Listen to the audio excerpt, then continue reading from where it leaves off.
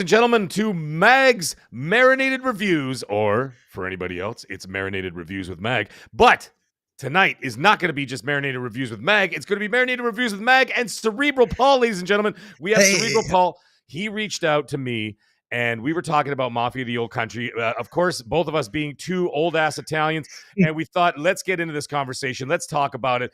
But before we get into the Marinated Review, for anybody who doesn't know who Paul is, I'm going to give Paul a second here to give us a little bit of his background, how he got into this whole gaming world and everything else, and how on God's green earth he crossed paths with me. But anyways, Cerebral Paul, welcome to the show, buddy. Welcome to Marinated Reviews with Mag. Let's get into this conversation. Tell everybody where you came from and how you got here, and then, of course, how you crossed paths with me, and then we'll get into that review. Buddy, take it away, man. well, it all started about 58 years ago. My mother and my father thought they loved each other. Oh, wait, you don't want to go that far back.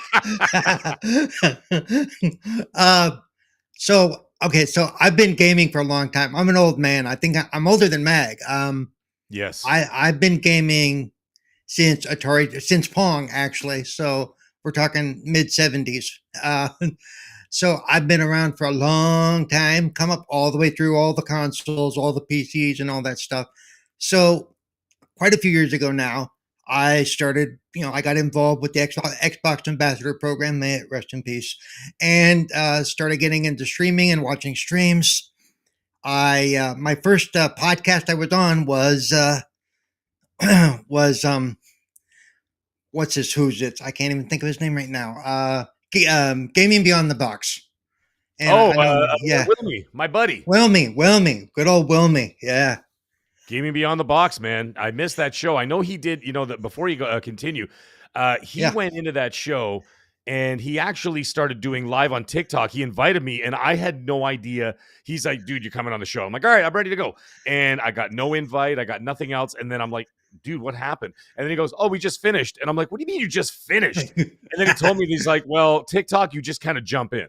And I'm like, okay, I'm not on TikTok. I mean, I am on TikTok, but not on TikTok, right? Right. So I wasn't 100% sure how this whole thing was going to go down. So it went down, and we did what we did. But either way, I missed it. But now he's over there. But anyways, yes.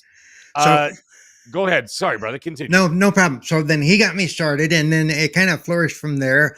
I also stream on my own channel, Cerebral Paul, on Twitch and YouTube and all that stuff. At least I used to, and I will again once I get a little settled. There's some stuff going on in the background of my life that Mag knows about that is keeping me kind of off the air and out of the way. But I thought, I'm not going to miss this chance to talk about Mafia with the Mag. Can't do that. Man. So I've been on a bunch of different shows. I've been on, with Noob Nukem, which is how Mag and I actually met. We did a few shows together with Noob for Gaming After Dark, and hung out with Tony Baloney. That man is a party animal. Oh, he is. And so I'm still around. I'm part of the Lords of Gaming network, or the Iron Lord podcast is part of that as well. I do mostly editing and some story writing and stuff. And I'm also part of 4GQ TV. And we do interviews and pop culture and gaming and movies and TV. And I'm just kind of around, and I'm always going to be a gamer, probably till the day I die. And this is one of the games that I was really, really looking forward to. Yeah, man. That's why for what I'm going to say tonight, in some ways it hurts, but I do want people to know that this is one of my highly sought after games for 2025. The other one being Directive 8020, which has been delayed till next year. And so this has been a tough fall for me. All right. So here we are. Let's get into the show. Hey, we got a couple of people already checking out the chat already. We got Ion Storm is in the chat. We got Top Gamer Pro over here as well. Thank you guys for coming to check us out. And yes, I didn't exactly tell anybody that we were sort of going live. I'm like, yeah, we're going to go live, but I'm not going to tell you when, because we are renegades on this channel. I just kind of do what I'm going to do, when I'm going to do it, and how I'm going to do it. But either way, and Ion Storm is saying he's currently playing Mafia whilst watching, ready for doing his review on his channel. Go check out Ion Storm on his channel, by the way. So we got to talk about Mafia. Now, I'm going to give my background as well. I played all the Mafia games. I loved them all. But the one thing I found, like from Mafia 1, 2, and even as some people say, the quirky 3, I really enjoyed 3 as well. And then, of course, they did the definitive edition, which was incredible, of the original one.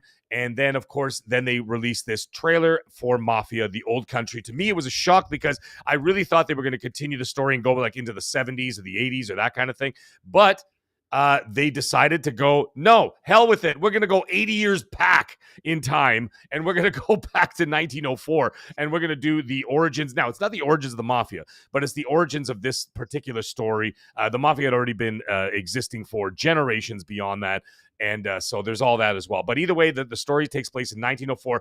For everybody watching this, we are not going to spoil the story. However, we will be talking about how we felt about the story and everything else, that kind of thing, and we will keep it very vague for anybody who wants to play it, obviously, and not spoil it. Because to me, what I've noticed with this game is that this game is basically almost entirely all the impact of this game is mostly from the story, certainly not much of the gameplay.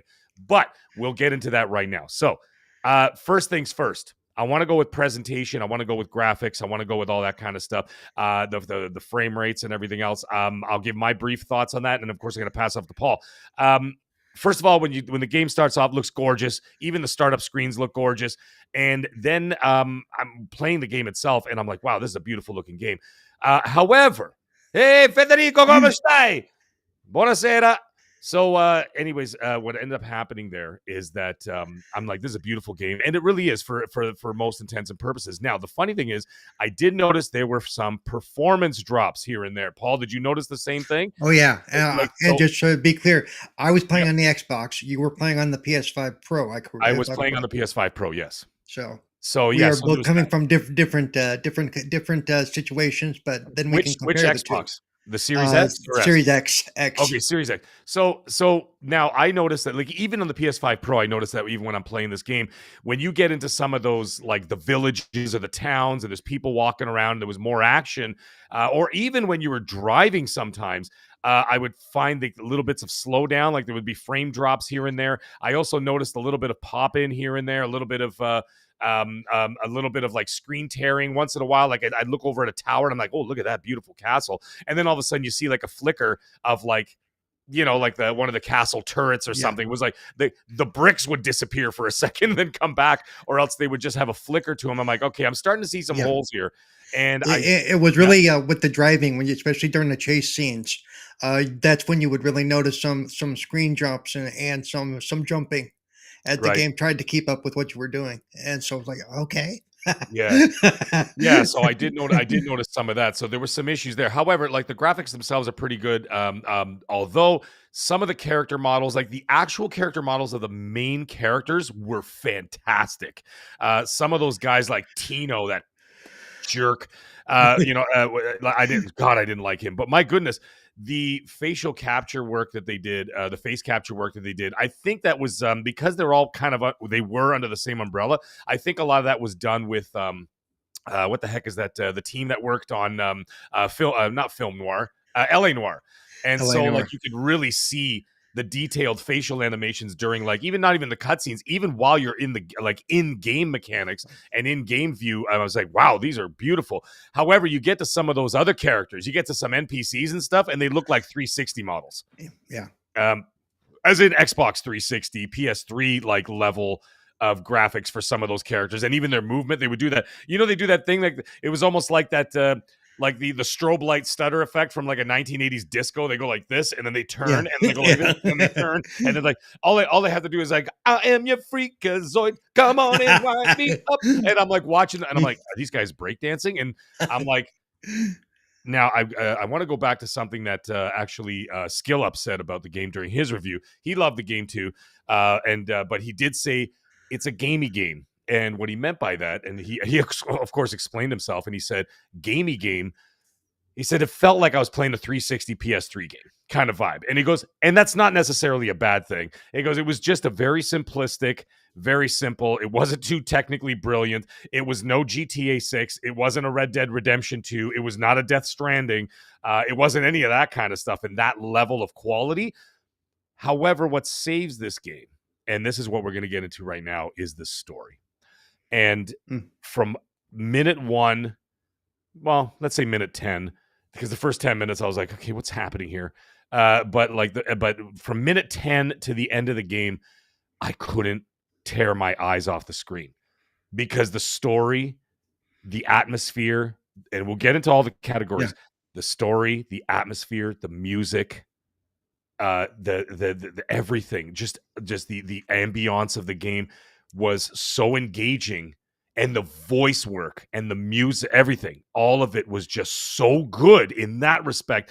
The production values on those were practically 10 out of 10s, and it was just so good in that it just, I couldn't stop watching. Like, I would get to the point where I'd have to go to the bathroom, and I'd like take my headphones off, I'd run upstairs, and I'd hurry up, go to the bathroom. My wife's like, "Where are you going?" And I'm like, "I gotta go back and see what happens." Like, it was one of those, like, I felt like I was watching like a Yellowstone or a Landman or a Game of Thrones or Dexter or whatever. And you needed to see what happened next, because the story was so good. And but anyways, let's get into that real brief. Paul, what did you think about the story overall? Well, And before we do that, I want to talk about the graphics a little bit too, oh because no, sorry, my bad. Go ahead, do it. no, no, Go no. for it. One thing I will say is because you and I agree, and I watched no reviews on this game. I looked at nothing before I played it because I wanted to go in with my own mindset. Yeah, And what Maddie said is exactly, and I can show you the date and the time I said it in our Iron Lord Discord, yeah. that it felt like a 360 game. That was What? my exact response. There it is. Um, which and that's what I say. I say this is a great game if it was 2006. The Right. thing is, it's not 2006 anymore. So we have higher expectations. And given the videos that we had seen for the trailer drops and stuff, I expected a lot more from this game graphically and things like that. Um, when you're driving around old school Sicily in that area, and it's dirt and it's mud and it should be dusty. Yeah. None of that is there. It's way too clean, if you know what I Right. mean. Yeah. Like dust didn't kick up like when your horse was Right. doing its thing, or there was a little bit with the car, but like it was very generic in that Right. respect. So it was just kind of like, you would get like you get your like your standard dust cloud, cloud of dust just kick Yeah. up when you like move the car or whatever, but like it wasn't like a crazy. Yeah, No, I get it. I get what you're saying. but when you're running through with those horses, you should have been kicking up a lot of dust. It's Yeah, oh yeah. So um so yeah, carry on, brother. and there were some other small things. When at one point you're in a village square, you're in their little market area, and this is going to kind of cross over into the music, but it plays into the graphics too. So you see a guitar player off in the corner, and in a well done game, as you approach the guitar player, anything you hear in the background as far as soundtrack should fade out, and you hear what the guitar player is playing. Sure. This game does not do that. Ah, okay. And in fact, his playing was very generic. It was just strum, strum, strum. So it wasn't even the song you were hearing. Again, this takes me out. And I know this is a nitpicky thing, but that means that they didn't sync what they were doing graphically with what you were hearing audibly. And so, Yeah. so Fair enough. but I agree that as far as like with some of those shots when you're looking over Italy and you're looking over the Grand Scape and you're looking over into Sicily and stuff, beautiful, beautiful Yes. Yes. screenshots. Yeah. But I agree with everything you said about the models too. The models were a little dated too, but Yeah. when you realize that, LA Noir, which is one of my favorite games, especially when it comes to accessibility, Mhm. they introduced some things that no other game hardly ever does. Um, when it came out, you're right. The facial expressions when you're watching them talk were amazing. Yeah. Again, this is something that I would have hoped they would have worked on making better, but I can't really complain about like most of it because most of it was very well done Yeah. as far as that goes. So that's where we are. So then we were talking about what the story itself. I love Yeah, let's go. it. Let's get into that. Like, what did you think about the story and how that is? And then we'll break down other things, ambiance, music, Right. all that kind of stuff, and then we'll take it from there. And then, of course, what everybody is supposed to be doing in a video game, not just following the NPC around, the actual gameplay. We'll get into that last before Yeah, we I've wrap got up some and things then with give our that as well. Yeah. sure. No, don't um, worry, Cybergunter. See, already in the chat, Cybergunter's like, don't spoil it. We're not going to spoil the story. nope. We're just going to talk of like an overview of how we felt, if it was impactful, that kind of thing. Yeah. But we'll not spoil the story. Don't worry. No story. No story beats. I think Mag can agree with me. When we saw the trailers, we thought they were going for a Godfather 2, back to the old country, how things got started, before Vito came to the Americas, Yes. Yeah. and that's basically kind of what this is, really. Yeah. And like you said, the story is in captivating. The story is the best part of this game.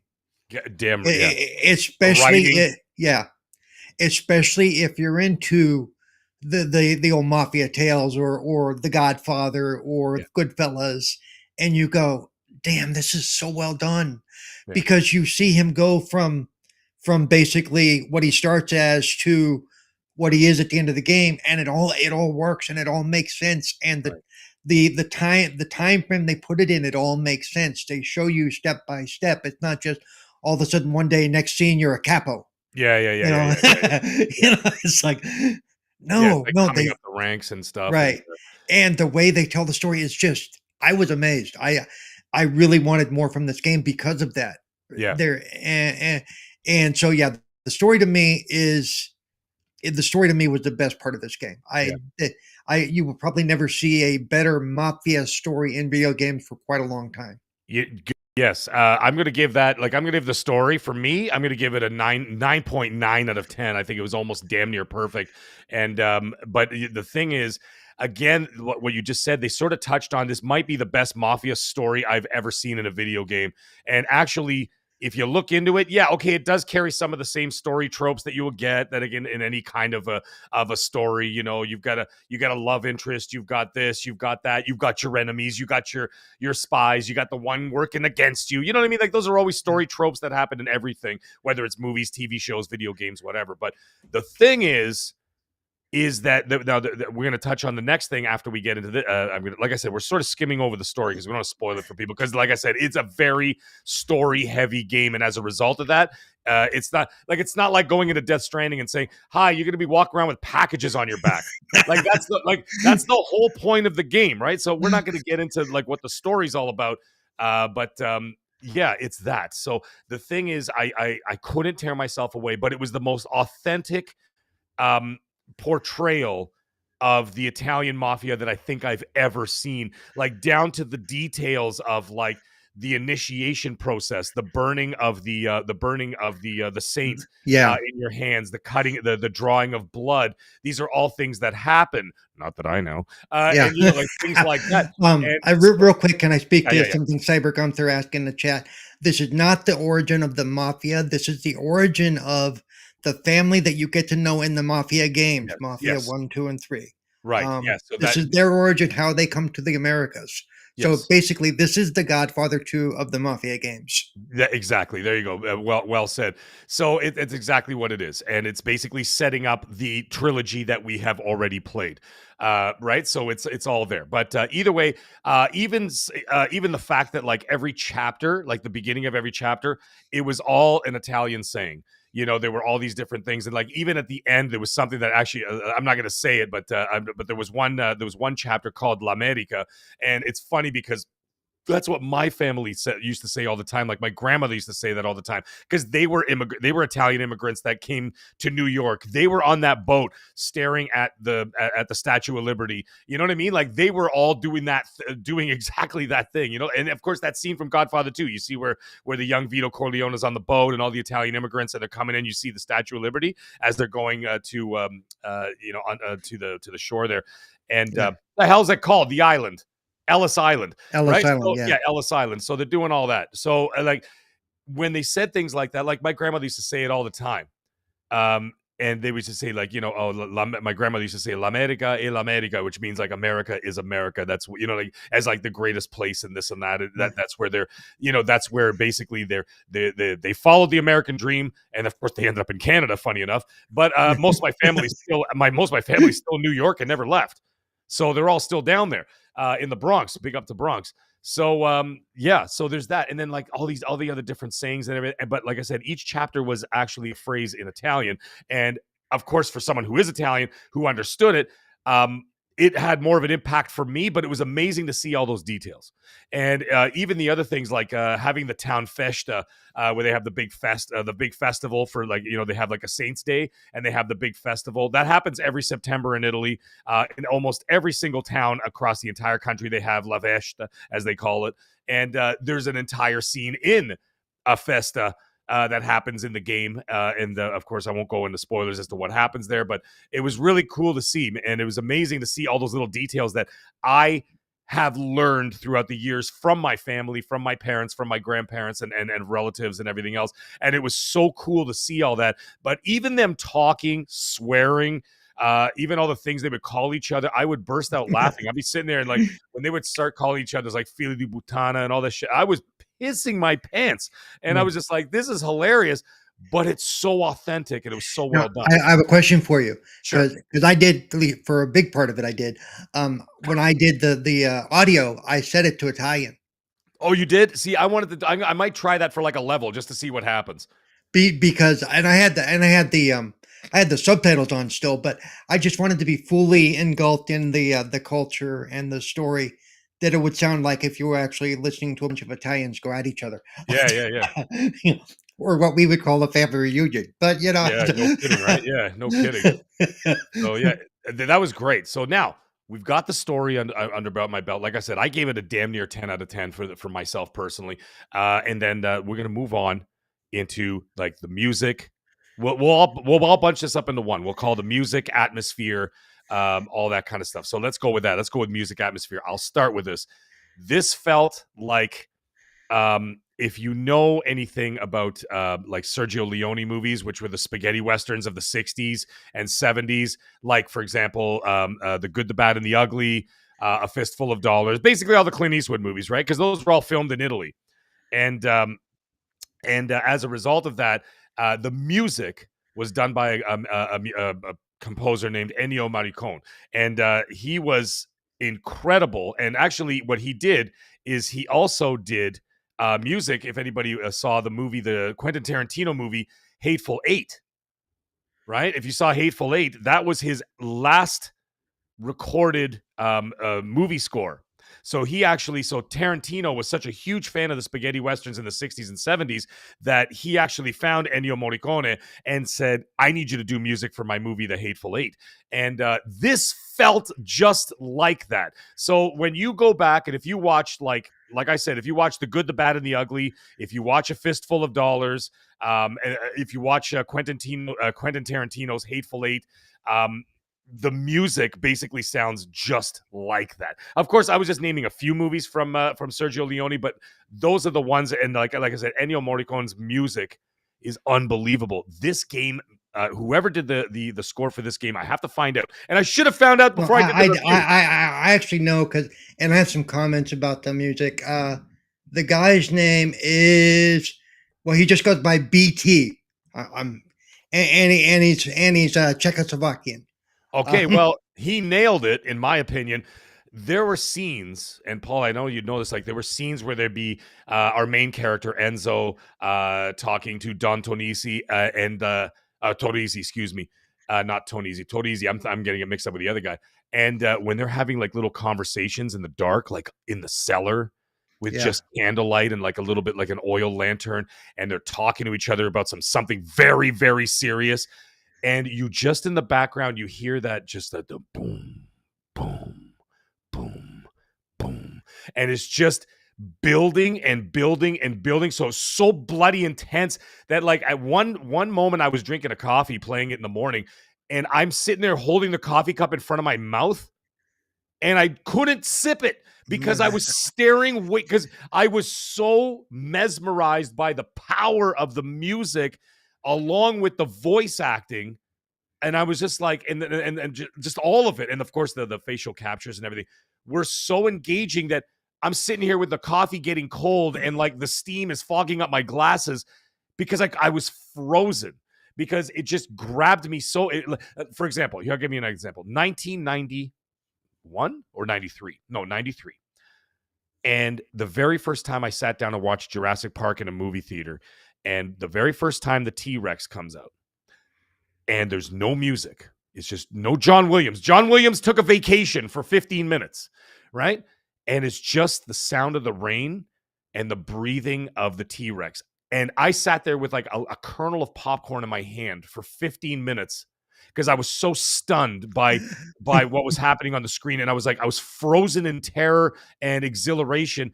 This felt the same way, that when they were having those conversations, I was like, holy crap, this is so intense. And just even having just a regular conversation. But again, like I said, it was the music, the atmosphere, even just the physical atmosphere, and of course, the voice acting. So out of those three, I'm going to give the voice acting a 10 out of 10. No, I'm going to give it a 9.5. And I'll tell you why it's a 9.5. Because there were some characters, I think there were two characters in there. And of course, I'm not going to spoil that, but they did that over the top, like Super Mario version of Italian accent, where they would be Yeah. like, "Why did you go and get the card?" Right? They were. It was way too over exaggerated, and I'm like, "Can you not say it like that? We don't talk like that." And even Italians that have broken English don't even talk like that. It was so over exaggerated, and it was one female character who did that egregiously. I will take a 0.5 off for that. Everybody else was stellar. Tino with that deep Yeah. voice. I will say that my great grandmother would say, "What's the matter, you?" But Yeah, fair enough. Yeah, what's the matter with you? But they said it smoother. This was like Yeah. so forced. But I did also notice that there were a lot of, if you actually like saw the credits of all the voice actors in the game, 99, well, let's say about 97, 98% of them were all Italian.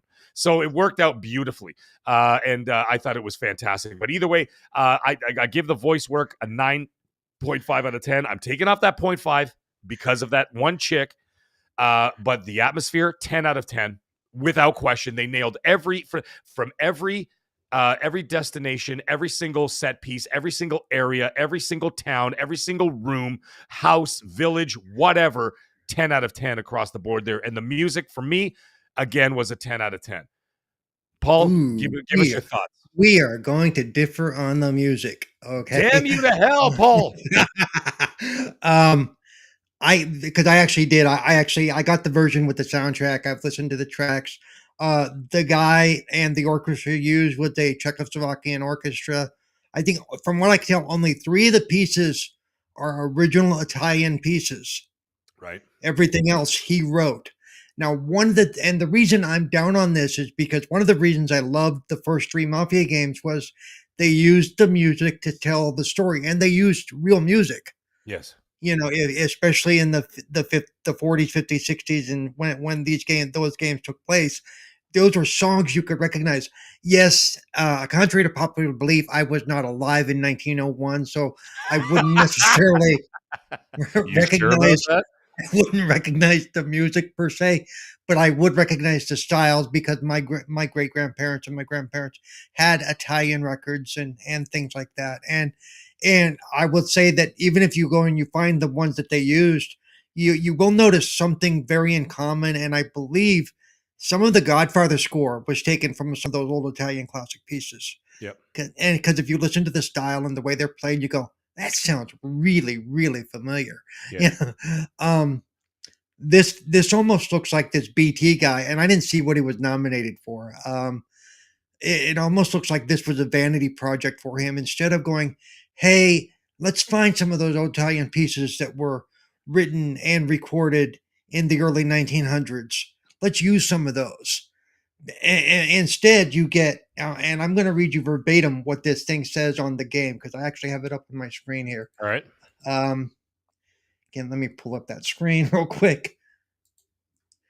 Let's see. Sicilian folk songs rearranged and reimagined also allowed us to bring the rich musical history of Sicily to the fore and helped us blend authenticity with cinematic depth. As soon as I see rearranged and reimagined, my mind goes, so you screwed it up, is what you're telling me. You're saying the original wasn't good enough, even though that would have been the authentic part. So, I mean, so to me, they kind of lost me. There are some tracks I do enjoy, but I think they could have handled the music better. They could have made them very authentic to the period. Um, and said, "Hey, yeah," because I mean, it's not like Italians. We lack a history of musical composers. Oh, no way. You know, it's like, Yeah, I think we uh, have our fair share out there. Yeah, I think we're yeah. okay throughout the centuries. Yeah, we did okay. And you We can didn't actually invent tell opera or anything. if you actually listen to the soundtracks, you can go, okay, that's based on an old piece. That's based on an old piece. What the hell is that? Because even though it kind of works for, like you said, it worked for some of the scenes, but it was missing that classical style, that classical Italian style, which meant a lot of guitars, some some I forget accordions. You know, remember, Italians were big on accordions at some point too. You Yep. know, um, so I just think they kind of dropped the ball there. I would give them, for me, the music's about a 7. Wow. Okay. All right. So Paul gives it a 7. How do you feel about the voice acting? The voice acting, I thought, like you said, with the exception of one or two, was pretty spot on. They really did a great job with that, and I think a lot of that had to do with they went to real Italian voice actors, Yes, you they know, did. Yeah. for the most part. I'm not too sure about the one you pointed out, um, but because to be fair, I'm Italian, and I don't think I could do a proper Italian voice if I wanted to, not without a lot of training. Yeah. Just because I know you can do it, I can because do it. you but that's one of the things that I can't do that. It's just one of those things. I never heard it enough, you know. And even when I do hear it, I go, "How do they make that noise?" You know. Yeah. but no, I thought it did. And like I said, I actually, and I do this with a lot of games that are supposed to be like if a game's supposed to take place in Mexico and they're all supposed to be Spanish, I'll flip it over to the Spanish because that's really, for me, that's the voice acting that matters. Yeah. You know, and they did a great job there. So I would give the voice acting, like I said, about a 9.5. All right. All right. So there we go. So we disagreed slightly on the what's up. What's up, Bobby Hawk? How you doing, man? Yes, I wanted to say thank you before we continue. I was going to say thank you to the 25 people we got live watching this right now. And we were just doing our marinated reviews with Meg and Cerebral Paul. We are talking about Mafia, the old country. We are keeping it spoiler free. And we are going to, Cyber Gunter say we need Tony Baloney. Eh. Yeah, Tony Baloney's in the game, actually, as a matter of fact. They paid me a lot of money. I just walk in the background, and you just see me there. I'm just an NPC. I look like an Xbox 360 NPC walking in the background with my silly hat. And yes, Bobby Hawk, we both beat the game, but we will keep it. We will keep it. We will keep it spoiler free. We already went through the story stuff, so we're not going to go back to that. Now we've got to get on to the final thing that we need to talk about before we wrap up this review. We're going to keep this short, folks. Okay. We're not going to be here all night. This is not like the Iron Lords. They start on Sunday morning and they finish on Wednesday afternoon. All right. It's going to be, I'm just kidding, boys. I listen to you guys all the time. Come on. Anyways, all seriousness, we got to get down to the nitty gritty now. We've talked about everything around it. We've danced around the subject. Let's get into the final topic here. We got to talk about the gameplay and how everything else went. I'm talking about the driving. I'm talking about the shooting mechanics, the stealth mechanics. We will get into all that. I'll break it down one by one. I'll do this one real brief. I would have to say that the driving was much improved from the other Mafia games, because you remember how rough they were. Now, Mafia 3 was all right because you had like the faster cars and they tightened it up a little bit. Again, this is all under the umbrella of 2K, so they may have been able to utilize a few assets from Grand Theft Auto. Possibly. I'm not saying for sure, but I'm saying possibly. But they are also trying to mimic the cars of the time. These are cars that are 120 years old, right? So they're not going to drive like my car now or like your car or whatever. You know what I mean? Or like what we have out there now. These are not the same thing. No, And at top speed of 40 miles an hour, and yeah, no kidding. And there's actually an achievement slash trophy in the game, and it's just I'm already pissed off thinking about it. And it's maintain 125 kilometers an hour for all y'all Americans. You're gonna have to do the conversion. But either way, it says 125 kilometers an hour for 15 seconds, and I'm like, I can't even find a straightaway in Sicily that can take me for 15 seconds to keep going at I think the 125. only way you're doing that is jumping off a mountainside. Okay, I'm just kidding. Yeah, I know. No kidding, right? And actually, there's another achievement slash trophy because I'm gonna get the completion on it. But there's another one that says do a jump of 40 meters. I'm like, on what? A horse? But anyway, that's just me. The driving, I'd say the driving, I would say it's much improved from their previous games. There's also a famous race scene, just like the famous race scene in the very first one, and of course the definitive edition. However, I will just say this: the developers,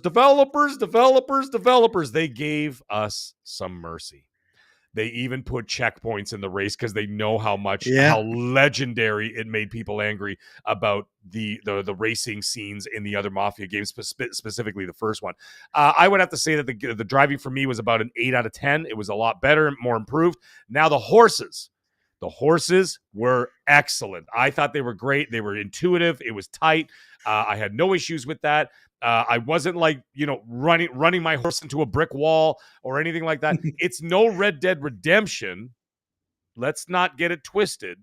It's not Red Dead Redemption, but it's damn near like it's not. I won't even say it's close. It's just very comparable and No, very the, good. the the way they handled spurring horses and such was spot on. I did that. Yes.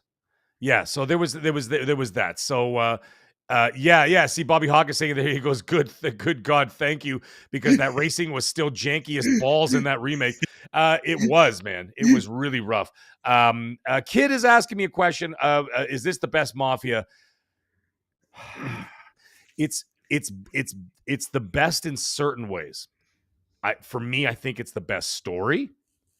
I think the way that the game progressed was, and the way it was presented was done in a way that was far better than the other ones. But let's get into the gameplay, and maybe that'll kind of gear us into a different direction. Paul, what did you think about the driving and the horses?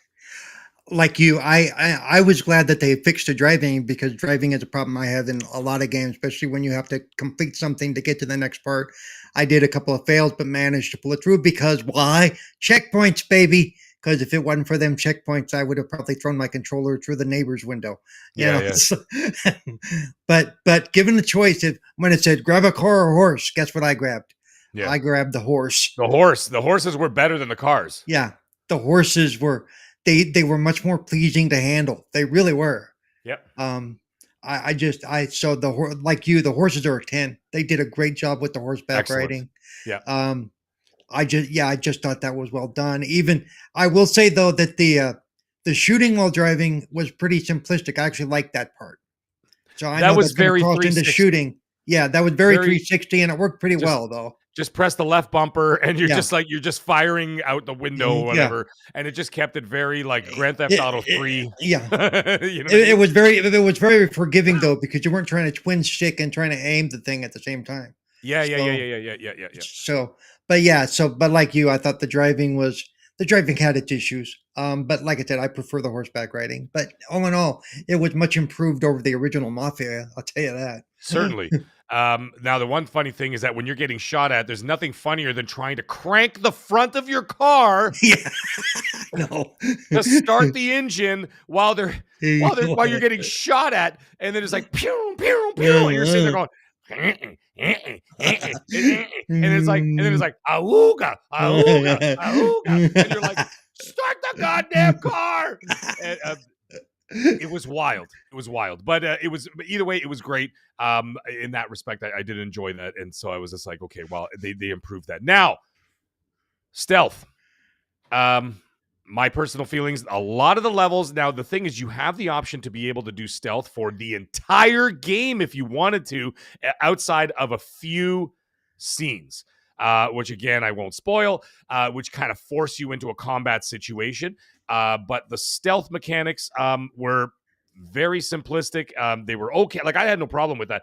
My only problem is that I had with that is that the NPCs were so stupid that they would just stand there, that you could run sideways, like right next to them, and they couldn't see you. They wouldn't even move. Even if you knocked over like a shelf full of clay pots, they would just be standing there smoking a cigarette, and they just wouldn't move. And it was just like in that respect, I was just like, okay, this is a little silly. Um, Yeah, but and because yep. they would move it if you purposely triggered them using the mechanic to like throw a bottle or throw a rock or throw a coin or whatever. Yeah, you would like flick a Other than coin, that, if whatever. you broke anything else around them, they really didn't give a shit. Yeah, exactly. And then like other than that, they didn't even move. So it didn't really affect me in that way, like where I was just like, okay, this is whatever. But the one thing I did get upset about is that when you grab someone from behind and you're strangling them, you would have to hammer the either square button or X button on Xbox, the square button on the PlayStation, and you have to hammer it like to strangle them out. And I'm like, dude, I'm getting carpal tunnel just like killing 3 guys. It's like now you could use the knife, like if you have the knife on you, you could grab them and press one button, and then you just stabs them in the neck, stabs them in the side, and then they drop down. Whatever, fine. But okay, can we talk about okay, a couple of things. Accessibility note, there is a setting where you can automatically choke them out Yep. and win. That's an accessibility setting. Oh, And okay. two, Okay. and two, the knife had charges though.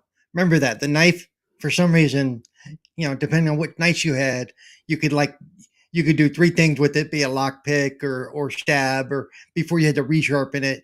And so Right. it was a weird little system. But yeah. Yeah. That was- Yeah, yeah. So there was that, and then the other thing was the knife. There is nothing more irritating to me in a video game when they have whether it's a weapon or something else that breaks after a while. uh-huh. I can't stand that. I don't like playing games where things like Zelda, like you have a stick, and then after you whack a guy 5 times with it, pause, and then like it breaks. And then I'm like, come on, dude. I don't want to spend half my game picking up sticks off the ground or whatever, Yeah. like constantly trying to pick up a new weapon because the damn things keep breaking. Yeah. The Here knives had a here 4-hit break. yeah. Here's my view on some of that. All right. Like and like you said on like you in a game where you have a metal pull or a metal wrench Yeah. and it breaks. How did you break a On someone's face. Yeah. yeah. And then the whole like now Yep. the knife thing, like if you're using a switchblade, I get that because of the way they're built, they're more tendency to like the blade or whatever. But yeah, to have it set that after 3 shots it's going to break and no longer work, I'm like, yeah, that doesn't make sense. I don't get that either. It's like they feel like they have to give you something to do. Yeah, Yeah, like busy work, and I don't like busy work when I'm yeah, playing the game. I want to play the game. I want to enjoy myself. Um, they did give you whetstones, like you got a whetstone where you could like sharpen the blade, and it would give you your 4 hit points back, right? And that was fine. But see, like Kit saying here, bro almost had a hard time in Dying Light 2.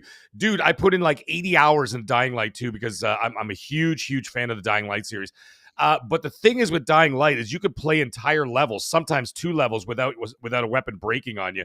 And then when you go back to your base or whatever, like at nighttime, and you just want to reset, reload your weapons, you could repair your weapons right there, and then go back out and then just do another 2 hours out there. And it wasn't intrusive. But like if you've got a room full of enemies, like here, like let's say in Mafia, or in like a factory setting, and there's like 20 enemies spread out throughout the factory, and you're trying to take them out one by one quietly. By the time you hit the fourth guy, your knife's broken. You know what I'm saying? So you're just like, come on, dude. yeah. Now I got to find a whetstone if I don't have one in my inventory. And then I got to like scrape it and like sharpen it. And then I get my 4 hits back. But the thing is, on top of that, they have these little treasure boxes that are filled with money, denarii. Okay. But when you open the treasure boxes, you also lose a notch off your knife because you have to use that to pry open the box. So I'm like, for God's sake, man, if you find 2 boxes and 2 enemies, your knife's busted. So I was like, come on, man. Like, I don't like the busy work. Right. So, like, that was a thing. Again, the NPCs were really stupid, especially when you play games, stealth games, like, for example, like Last of Us 2. Like, dude, they would talk to you. They would look over and they'd be like, where'd Jim go? Right. And then they're like, and then they go like, Bob. And then he'd come out from the window of the second floor. He goes, what? And he goes, Jim was just right there, and I don't know where he is. He's not answering. He goes, hold on, I'll be right down. And all of a sudden, then 2 of them come down. I'm like, Jesus Christ, this is like real life. See, more games need to do that, in my view. More games need to do that. Well, and they did it so beautifully. Yeah. Right? And hey, Zeus Rodriguez, what's up, buddy? So like you go from that pinnacle of like of stealth, and then you go to this where like you could have crashed the car into a brick wall right next to the guy and he wouldn't have even breaking stride, taking another drag of a cigarette. And then you're like, oh, I guess he totally didn't hear me just crash into the wall. Let me go over and stab him in the neck 6 times. And then like I'm so like it was a little simplistic, but at the end of the day, it was kind of like I said, like Skill Up said, it's a gamey game, so it was simple fun. Don't overthink it. And I know we're doing that because we're doing a review, but don't overthink it. It was just fun. Um, Gunplay. I thought Gunplay was actually pretty damn good for the weapons of the time.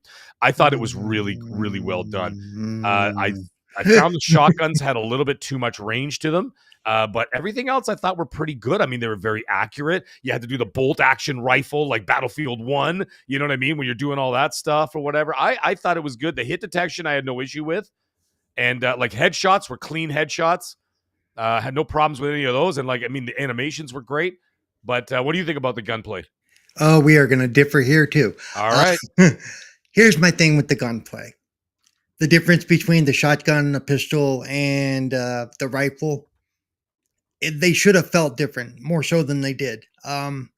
Including the way the hits were taken by the characters and stuff. If I hit somebody point blank in the face with a shotgun, there shouldn't be a face left. Yeah. You know, That's where the 360 stuff comes in, right? yeah, Like, this yeah, is the part that really felt like a 360. Seriously, um, and just like, and without giving anything away, there's at one point where you have to off somebody, and then they show him as part of the next cutscene, and given what they show does not match what I did, because I hit him point blank with a shotgun to the head, and then but none of that damage. So for me, what they should have done for that kind of stuff, if the way the guy dies plays into the continuation of the story, right. they should have handed you a specific weapon and said, "Kill him with this." Yeah. That Yeah. way, it works better instead of taking you out of the game going, there shouldn't be that much of his abdomen left for them to do that, you know? Yeah. That's I, yes. So and if you were to give it a grade, like on the combat and stealth, what would you give it a grade out of 10? ooh, Give or take. I would say 6 because I didn't feel the guns were different enough. All right. I go a 6. I think I go a 6 as well. But the thing is, again, I went into the mindset of I'm going to turn my brain off here and just run around and shoot stuff and like stab people in the neck or whatever and do my thing. Kind of like Mafia 3. Like Colt and I talk about it all the time that we loved Mafia 3 and that was considered to be the weakest in the series. And I'm like, but it was so much fun. Like you had Clay with the gigantic like Rambo knife, and like he would just be like just wailing on dudes and whatever, and then like of course all the stealth. But I did enjoy the fact that it gives you the option that you can go in guns blazing or you could do stealth. Yes, there were very few forced areas where like you had to do stealth or otherwise the mission ended, or there was areas where they forced you into combat because like it was just like a little scene where like you couldn't avoid it because it was kind of part of the story beat. So like, okay, that's fine. But for the most part, it gave you the freedom to do so, especially like if you're going to go play the game on a harder difficulty, which I'm going to do later tonight.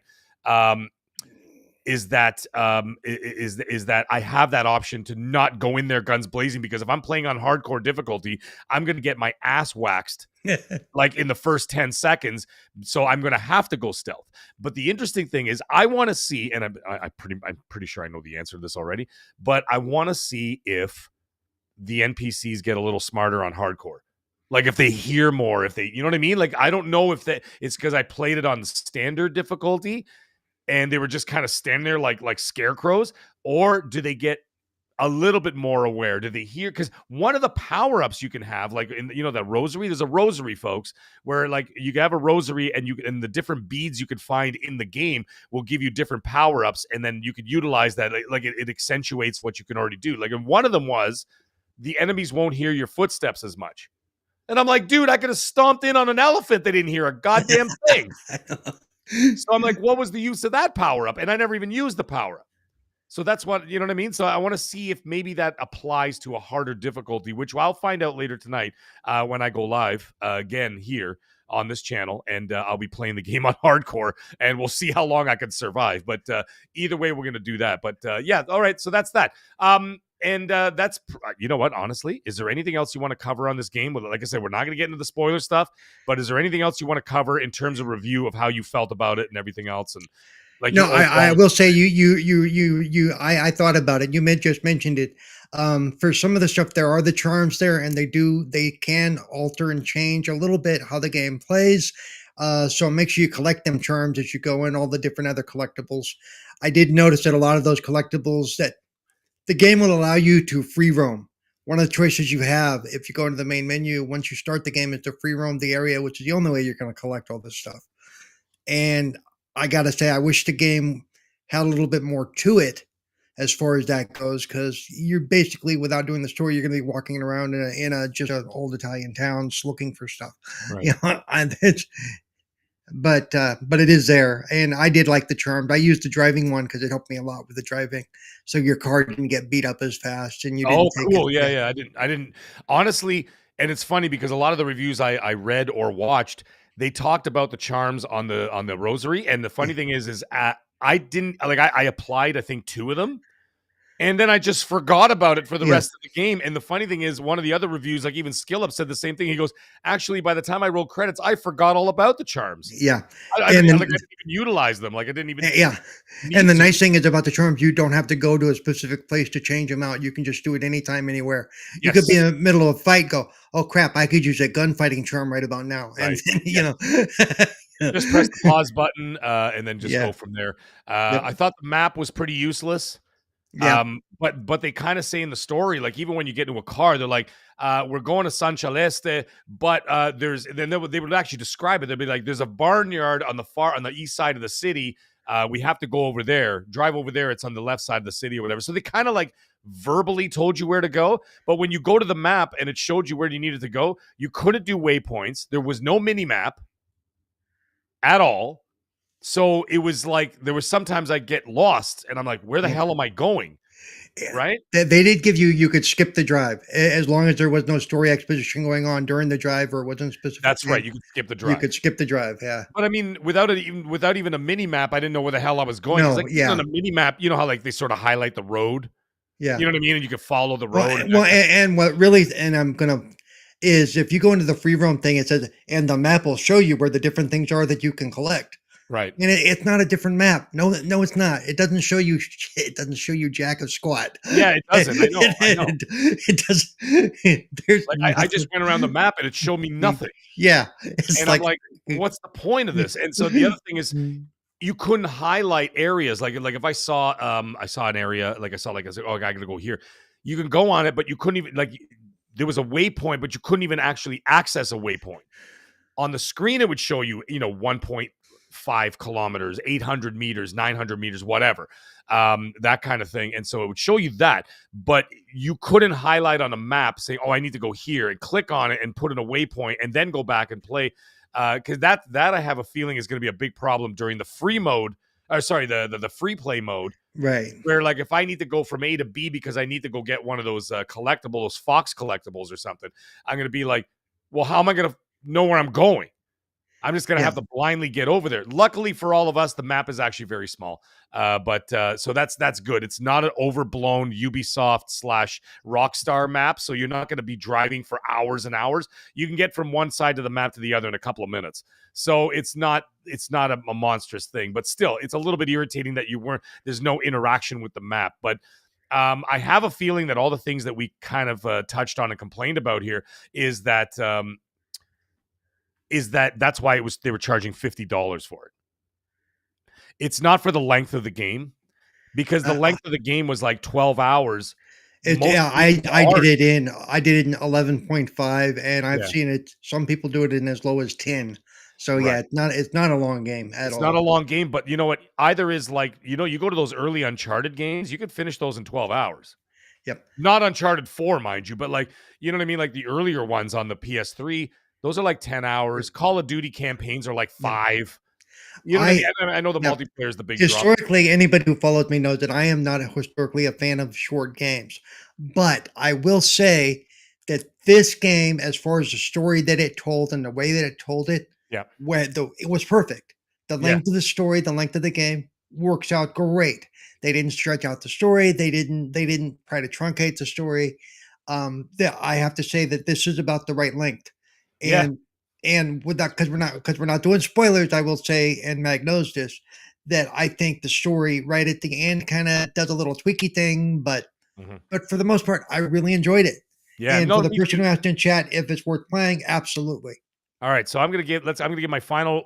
Actually, you know what, Paul, give your final review or your final give me a score or anything, however you want to say it. Whether you recommend it or not to anybody, whether it's worth the price, give your whole little spiel. Then I'll give my Okay. marinated review to end this show. All right. I would say for me, I would give it. People are going to hate me for this, but I'm going to give it a 5.5 to a 6, Holy shish kebab! Okay, just because they're. And yeah, I know it's a gamey game, and I know, but see, that's part of the problem I have. We are almost 20 years beyond gamey game. I expected so much more. You know, I all right, expected technology wise and visually, and yes, some of the music and the way they used it. The gameplay, I definitely expected more, and it's just not there. Like I don't think I said it on the show, but I said it when we first started talking, and I've said it in other places. If this was 2006, oh shit, this would be probably a 8.5 out of 10 for me, easy. But because it's not 2006 and I have higher expectations, I can't give it that score. all right, There are too many times that I got pulled out of it going, what the hell did just happen? You all know? right. So, Now, I would you mean, recommend it? I would recommend it. $50 or so is, and to be fair, I use some reward points to cut that down even further. um, but yeah, it's not a $70 game, but when I say it's a $50 game, sure. All Um, right. and if you're a Mafia fan, you're like I said, the story is the strongest part of the game. Yes. Absolutely. Yep. Um, so if you can ignore all the other stuff to a point where you can still enjoy the story, go for it. Knock yourself out.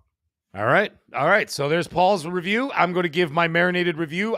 As anybody who knows how I do this on this channel, I give my initial score. And then, of course, after I sit down, analyze it, think about it, talk about it, and then really review and marinate and meditate on it, I'll give my final score.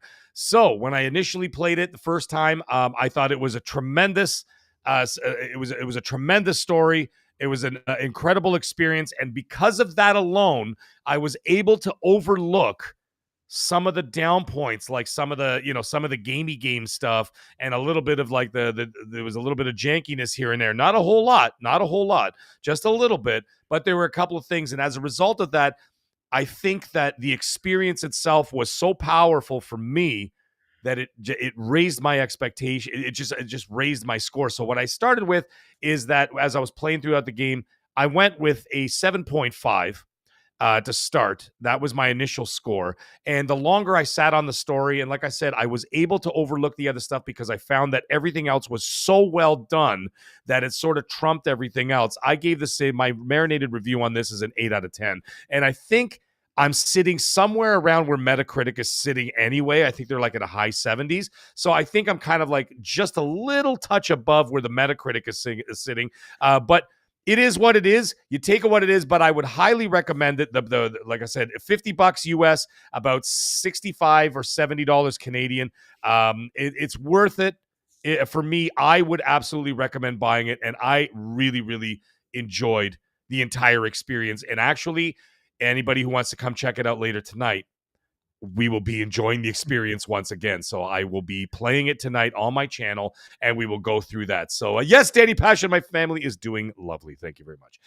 But anyways, there it is. There's the marinated review score. We started with a 7.5. We went up to an 8, and we had Paul sitting at a 5.5 to 6 out of 10. But either way, I want to know what you guys think in the comments and, of course, in the live chat. Thank you guys for tuning in for Marinated Reviews with Mag and special guest Cerebral Paul. It was wonderful. So keep your eyes open. Hey, Grandpa Barbecue Game Cat, greatest name in the biz. And I got to say, give me about 45 minutes, not even, maybe half an hour, and check it out again. Look for your notifications. I will be going live on Mafia, playing on the hardest difficulty, so you guys can all sit back and laugh at me, just the same as if we were going to be playing Gears of War. You could all laugh at me in a few weeks when I play the multiplayer there. I'm going to be atrociously bad. So anyways, everybody, yeah, hey, barbecue. I'll be back in like 30 minutes, dude. We just did an hour review of Okay. Mafia and we went into pretty deep detail. So it was pretty awesome and we had a great time and we had a great guest with Paul. Paul knows what he's talking about. Go to him, go see his live chat, go see him in Twitch. Paul, where can they find you before we cancel out of here, buddy? You can find me on Twitter at or X. It's Cerebral Paul One. Twitch it's Cerebral Paul. YouTube it's Cerebral Paul. I'm also, like I said earlier, part of the Lords of Gaming. You know, lordsofgaming.net. I'm an editor over there, also a writer and contributor at Nice. times, and Nice. also do interviews with 4GQ TV. So yeah, the best thing to do is follow me on Twitter, and that kind of tells you what I'm up to. I'm not around that much right now. I have some personal things going on, but after the first of next month, I should be up and running again. So, All right. Thanks, Paul. Thank you, chat. Thank you very much. Meg, and please, members and anybody else in the public who's watching this, please reach out to me and let me know if you like the fact that we're doing my Marinated reviews live as like a little short miniature sort of podcast as we dive deep on the games. If you like this idea, I will continue to do that, reviewing games moving forward. So let me know what you guys think. Everybody, we'll talk to you guys soon. Rhino, I'll see you later tonight, buddy. And thank you for asking about my wife. I appreciate that. So we will all see you guys in about half an hour or so. I will be on the channel again, launching a Mafia on the hardest difficulty. Everybody who doesn't stick around, have yourself a great night. Stay magnificent. We'll see y'all very soon.